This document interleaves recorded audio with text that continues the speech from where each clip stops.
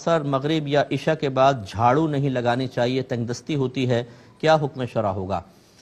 देखें, शरीयत इससे कुछ मना नहीं करती है। बाज़ अकाबरीन ने ऐसी चीज़ें लिखी हैं, लेकिन हम उसमें यही तावील करते हैं कि उनके इलाक़ों में ये बातें मशहूर हो गई।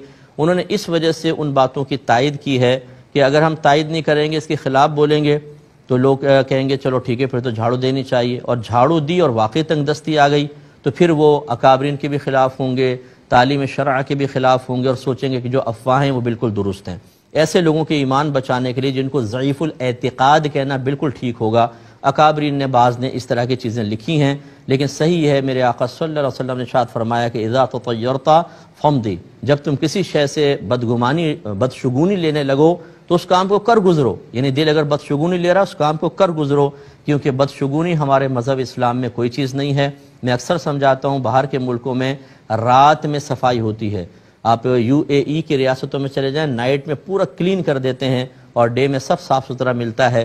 दिन के अंदर सफाइयाँ नहीं, हाँ दिन के अंदर ज़रूर वो लड़के वगैरह होते हैं जो फुटपाथ से कोई चीज़ फेंक दी तो उसको जमा करते रहते हैं, लेकिन प्रॉपर सफाई जो है रात में ही होती है। तो रात में अगर सफाई करने से तंगदस्तियाँ आती तो उन पर ज़्यादा आनी चाहिए। इस किस्म की दकियानूसी बातों से या जिनके पीछे शरीयत की मजबूत दलीलें नहीं हैं, उन बातों पर तो हम अमल करने के लिए बहुत तैयार हैं। दिल में खौफ भी पैदा होगा, झाड़ू उठाते भी हाथ कांप जाएंगे, फेंक देंगे, लेकिन कुरान और हदीस में जो अल्लाह के रसूल की वाज़ेह तौर पर अज़ाबात की वईदें बयान की गई हैं और उनके वाज़ेह तौर पर जराइम के ऊपर सज़ाएँ बयान की गई हैं, उनको पढ़ते हुए कभी हाथ नहीं कांपेगा।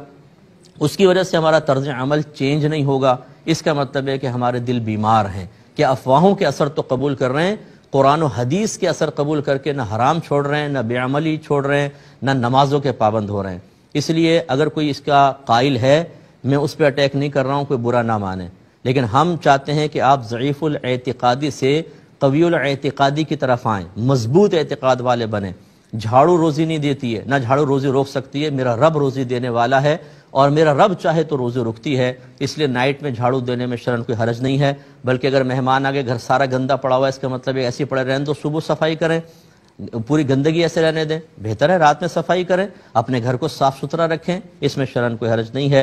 बहरहाल जो इसी का कायल है वो इसी पर कायम रहना चाहता है कि झाड़ू रात में नहीं देंगे तंगदस्ती आएगी, तो फिर भाई और बहुत सारे ज़राए भी हैं जिनसे तंगदस्ती आ रही है। आप देख लीजिए, हर घर के अंदर तो खुशहाली नहीं है कि रात में झाड़ू नहीं दी तो खुशहाली आ गई, तो उन सब को भी ख़त्म करें। जब इन चीज़ों के पीछे लगेंगे, होगा वही जो मेरा रब चाहेगा, लेकिन आपको आपका अपना मकसूद हासिल नहीं हो सकता।